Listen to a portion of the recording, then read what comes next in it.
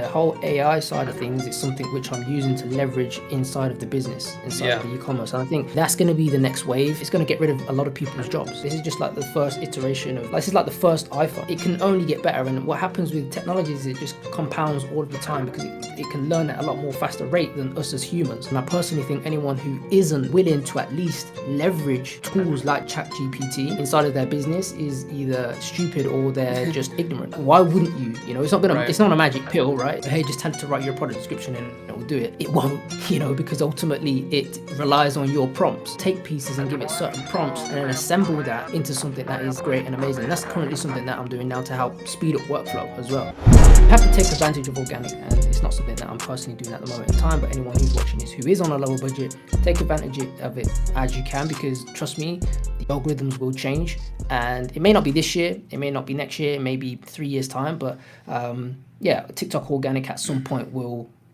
die down and there will be something else.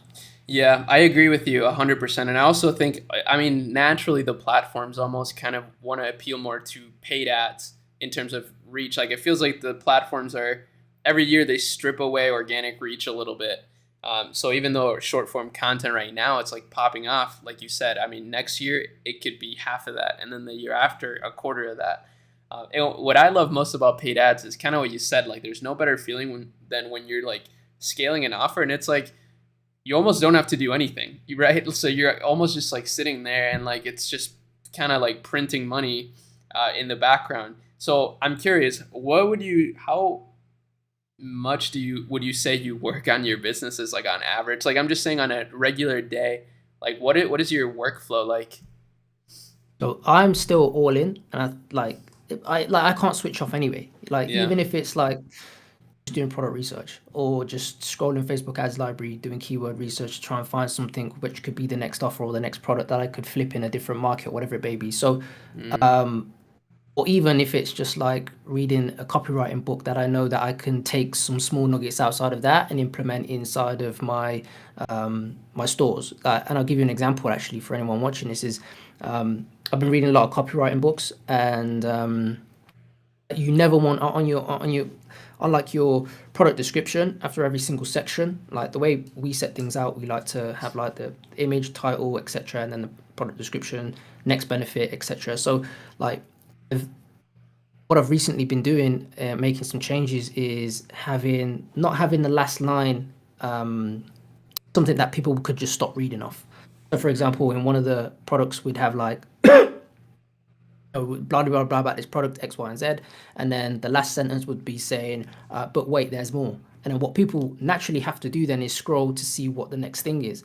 And ultimately, when it comes down to copywriting and when you're reading something, naturally you never want to land on leave your sentence where someone can essentially just stop and read it at that point. Where if you keep leaving cliffhangers at the end of every single, not every single sentence, but at the end of every single section, then people continue to read more, and the more they read, the more likely they're going to be influenced to purchase the products. Now it's very minute, but yeah, that's just one thing that I like to do. Again, is just consuming information, but I'm still all in. So in order, like, to answer your question, it's still like 10-hour days, like 11-hour days. It may not just be looking inside of Ads Manager, but it'll just be different things. Like maybe I'm doing research in terms of having a look at what the latest trends are, or the next YouTube idea that I need to do, or scripting something, or So yeah, it's still, you never really turn off in this game. You just always in the trenches. That's cool though. I actually like that, because I think a lot of people, they don't put in the 10,000 hours, you know what I mean? And like, even though that's common knowledge that like in order to master anything, you got to continue to put in the work. And I see a lot of people pivoting away from,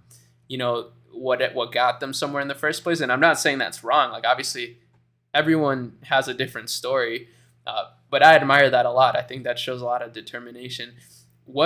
So you've been consistent with this for a while, but with AI and like crypto, all these different trends that have popped up over the years, have you been tempted to kind of pivot away from what you're doing at all?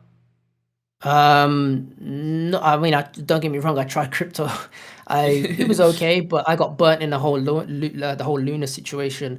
Mm, So yeah, that was unfortunate. I didn't lose a crazy amount, but it still happens, and stings. I still managed to bridge some over, and lost a bit of UST. UST was starting to pivot and go down, and I thought, yeah. So I lost a bit of, on the crypto side of things. Again, I wish I probably would have put more time and effort into the crypto side of things, but obviously we've only got 24 hours in a day, and a lot of people made a ton of money, but they didn't sell, and they've lost a ton of money already, like now.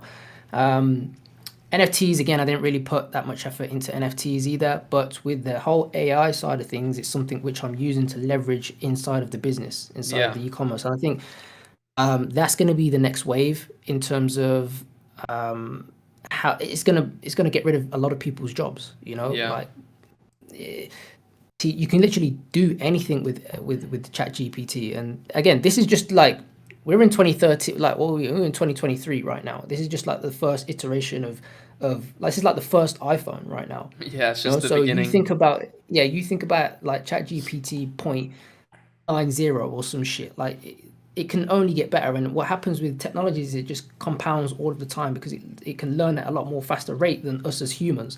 So Hmm. I'm super stoked for the AI revolution. And I personally think anyone who isn't willing to at least leverage tools like ChatGPT inside of their business is either stupid or they're just ignorant, because they're not. Why wouldn't you? Right. It's not a magic pill, right? It's not gonna. And I see loads of videos out there saying, hey, just tell it to write your product description and it will do it. It won't, because ultimately it relies on your prompts, and it's not that good to actually go out and write a cool product description. It's not going to convert that well, but you Hmm. can take pieces and give it certain prompts and then assemble that into something that is great and amazing. That's currently something that I'm doing now to help speed up workflow as well. That's smart.